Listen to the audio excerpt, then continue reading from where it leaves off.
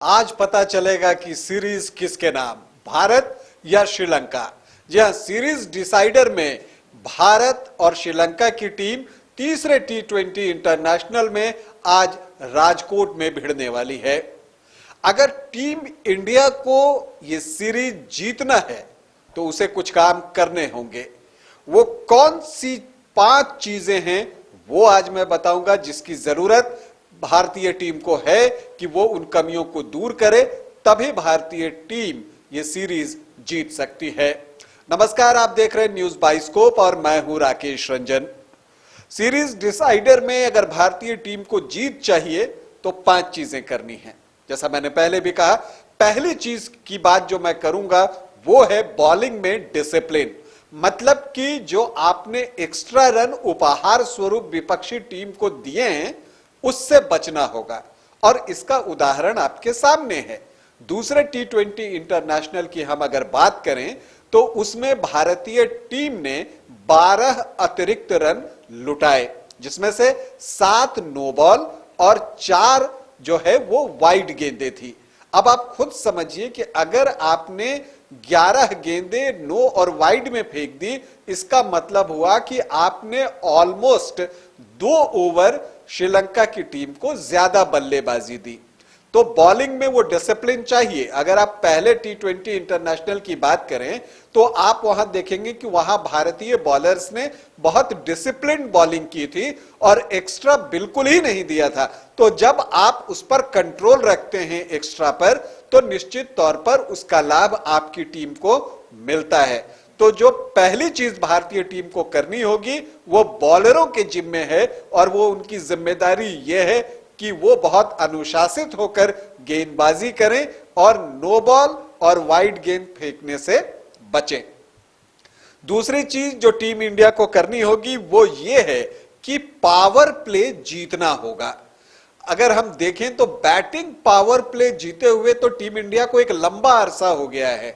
हम टी20 विश्व कप से ये बातें करते चले आ रहे हैं कि बैटिंग पावर प्ले में जितने रन चाहिए उतने रन भारतीय बैटर्स नहीं बना पा रहे हैं। जो पहले एक तरीका होता था खेलने का कि सेट होकर आप स्ट्रोक लगाते थे, तब जितने रन बन जाया करते थे, अब उतने भी रन नहीं बन रहे हैं। जबकि अब यह रणनीति बनाई गई है कि आप हर गेंद पर स्ट्रोक खेलने के लिए जाते हैं पावर प्ले में। तो इस चीज में सुधार करने की जरूरत है। आपको बैटिंग पावर प्ले जीतने की आदत डेवलप करनी होगी, और अगर इस सीरीज डिसाइडर में आपको जीत चाहिए तो बैटिंग पावर प्ले में बेहतर प्रदर्शन करना होगा। 6 ओवर में आप जितने ज्यादा रन बनाएंगे, सामने वाली टीम पर दबाव उतना बढ़ेगा। और जब मैं पावर प्ले की बात कर रहा हूं ना, तो सिर्फ बैटिंग पावर प्ले की बात मैं नहीं कर रहा, मैं बॉलिंग पावर प्ले की भी बात कर रहा हूं। अगर हम दूसरे टी20 इंटरनेशनल का उदाहरण लें तो वहां पर भारतीय बॉलर्स ने 6 ओवर में 55 रन खर्च किए थे और श्रीलंका का एक भी विकेट नहीं लिया था। इसके उलट पहले टी20 इंटरनेशनल में भारतीय गेंदबाजों ने पावर प्ले में न सिर्फ अच्छी गेंदबाजी की थी, कसी हुई गेंदबाजी की थी, बल्कि श्रीलंका के विकेट भी निकाले थे। तो आपने पहले मैच का रिजल्ट देखा, और दूसरे मैच में जब आप वो काम नहीं कर पाए तो आपने उसका भी रिजल्ट देख लिया। इसलिए अगर भारतीय टीम को मैच जीतना है तो दोनों पावर प्ले जीतना ही होगा। तीसरी चीज जो भारतीय टीम को करनी होगी और जिस पर की काम करने की जरूरत है वो ये है कि भारत के टॉप ऑर्डर को परफॉर्म करना होगा। अगर हम पिछले 2 टी20 इंटरनेशनल को देखें, जो पहला और दूसरा खेला गया मुंबई और पुणे में, अगर उसकी हम बात करें तो दोनों ही मौकों पर जो भारत का टॉप ऑर्डर है वो परफॉर्म करने में विफल रहा है। अगर हम पहले मैच की बात करें तो वहां भी 94 के आसपास आपके 4-5 विकेट गिर जाते हैं, और इस तरह से अगर आप दूसरे टी20 इंटरनेशनल की बात करें तो 57 रन पर आपकी आधी टीम वापस लौट जाती है।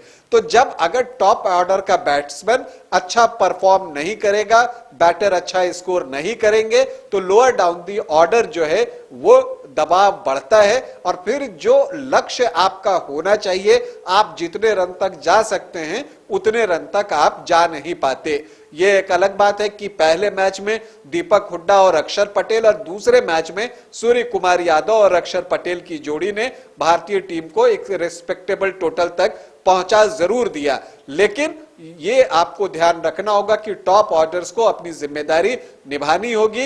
ईशान किशन को बेहतर प्रदर्शन करना होगा, उनसे बहुत सारी उम्मीदें हैं। शुभमन गिल ने निराश किया है, उन्हें भी अपने खेल में जो है T20 के लिहाज से चेंज लाना होगा।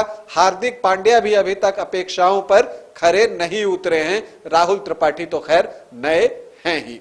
तो ये तीन चीजें मैंने आपको बता दी। अगर हम चौथी चीज की बात करें तो डेथ ओवर्स में भारत को कसी हुई गेंदबाजी करनी होगी, मतलब इंडियन बॉलर्स को थोड़ा कंजूस होना पड़ेगा। अगर आप इतनी दरियादिली से रन लुटाएंगे तो श्रीलंका की टीम बड़ा टारगेट बना लेगी, और अगर वो बड़ा लक्ष्य आपके सामने रखती है तो फिर आपके बैटर्स के लिए परेशानी बढ़ जाएगी। और प्लस ये भी होता है कि जब आप महंगे ओवर डालते हैं तो जो गेम का मोमेंटम होता है ना, वो आपकी तरफ से दूसरी तरफ शिफ्ट हो जाता है।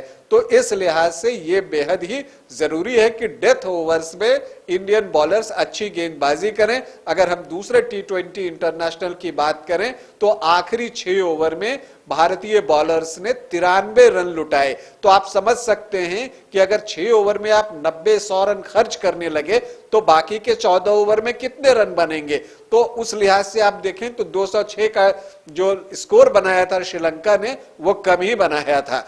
तो इसलिए आपको डेथ ओवर्स में अच्छी गेंदबाजी करनी होगी, और इस 19वें ओवर का तो कुछ करना ही पड़ेगा। ये 19वां ओवर जो है भारतीय टीम के लिए एक बड़ी समस्या बन गई है, और लगता है कि पता नहीं उस ओवर में इतने रन भारतीय बॉलर्स क्यों लुटा रहे हैं। खैर, ये चौथी बात हो गई कि डेथ ओवर्स में आपको बेहतर प्रदर्शन करना होगा गेंदबाजी में।